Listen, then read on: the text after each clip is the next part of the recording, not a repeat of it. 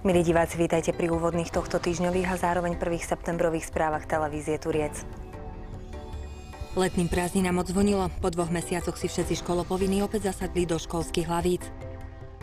Opäť po roku sa Slovenské národné povstanie v našom meste pripomínalo aj na bicykli. Martinskí hokejisti si v piatok poľahky poradili s poľským súperom. Dnes ráno sa do každej školy vrátil po dvojmesačnom tichu ten správny čulý ruch, čo je neklamným dôkazom toho, že letné prázdniny na dobro skončili. Niektorí sa dnes ráno tešili viac, iní menej, no nič sa nedá robiť. Čas sa zastaviť nedá, a tak nikomu neostáva nič iné, iba zmieriť sa s tým, že opäť začala škola. Školský rok sa začal zas. Zvoní zvonec, žiačik volá, otvor dvere, naša škola. Hier už bolo dosítosti, čakajú nás vedomosti. Tebe sa v prvý deň do školy vstávalo ako? Zle. Prečo? Lebo však sa začína škola. To je zle? Niektorí sa tešia.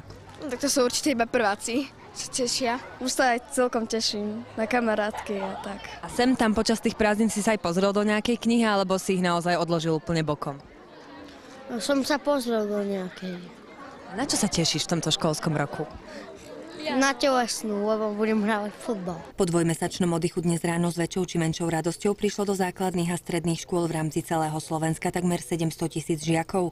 My sme s našou kamerou zavítali na základnú školu s materskou školou na ulici Gorkého, kde všetkých žiakov prišiel do nového školského roka posmeliť a povzbudiť aj primátor mesta Andrej Hrnčiar.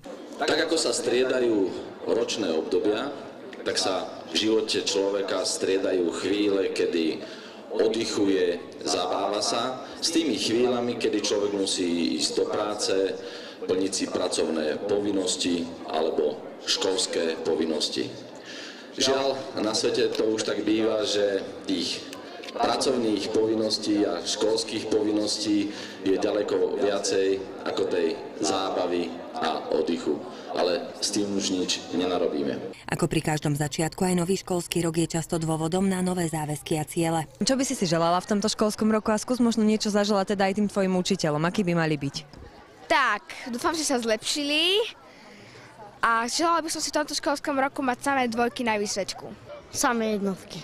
Čo prváka v škole čaká, čo poteší, čo priláka. Písmenká a prvé čiary nájdeš v svojom šlabikári. No musím sa priznať, že aj keď som bol dobrý žiak, ale nechcelo sa mi ten 1. septembrový deň vstávať po krásnych dlhých prázdninách a ísť do školy. To sa musím priznať. Ale tiež som si spomenul, že raz som sa do tej školy tešil. A bolo to vtedy, keď som do tej školy išiel prvýkrát. A ja by som sa chcel teda opýtať našich malých prváčikov, že či sa tešili na dnešný deň. Áno, tešil. Viac ako do škôlky? Áno. Prečo lepšia škola? A preto, lebo budeme mať a zime a v jeseni potom prázdniny. Ty keby si sa mal teraz rozhodnúť, predsa len sedíš tu prvý deň, škola alebo škôlka? V škole. Prečo? Lebo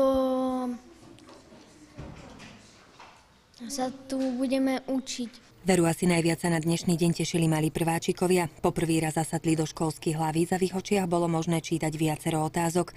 V prvý školský deň zohráva mimoriadne dôležitú úlohu pani učiteľka, úplne prvá v živote dieťaťa, na ktorej pleciach stojí prakticky jeho budúcnosť. Veď práve ona je tá, ktorá nás naučila to najdôležitejšie – čítať, písať a počítať. Všetci ste si všimli, že tu na vás na lavici niečo čakalo. No, takže pozrieme sa, čo nás to tu čaká. Poznať niekto takúto knihu? Áno, toto je taká trošku iná šašovská kniha, tiež je najmústite šašo, ale toto je pre vás. Výborne, je to šlabikár, je to vaša prvá učebnica, ktorú ste dostali. Tu sa teší na čítanie. Mali by všetky ruky byť hore. A kto rád píše a kreslí? Ja kreslím. Všetky deti na to. Lebo je to tak pekne.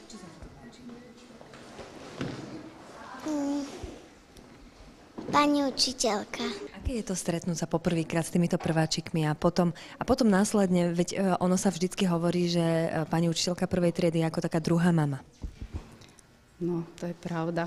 Hovorí sa to, ale je to obrovská pravda, lebo nie je tu len človek alebo učiteľom, ale aj rodičom a vychovávateľom. A tak v podstate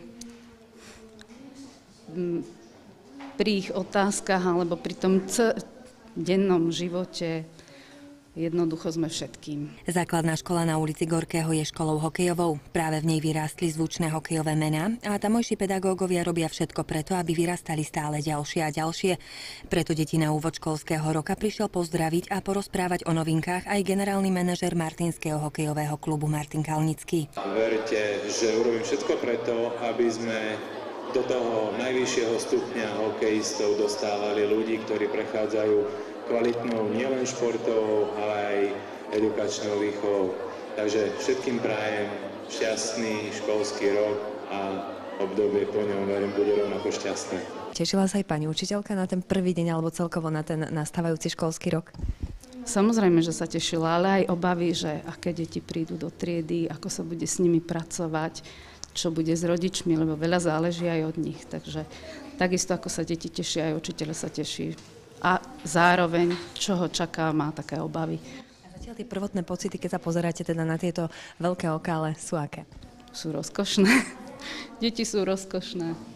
Nech im to vydrží a nech aj ten optimizmus, aj im, aj mne. Nech deti dobre začnú, nech sa tešia do školy. To si želám najviac. Nech sa tešia. Prvý školský deň je aj pre prvákov na stredných školách začiatkom novej etapy života. Naopak pre štvrtákov je to obdobie, kedy už intenzívnejšie začínajú premýšľať o svojej ďalšej budúcnosti.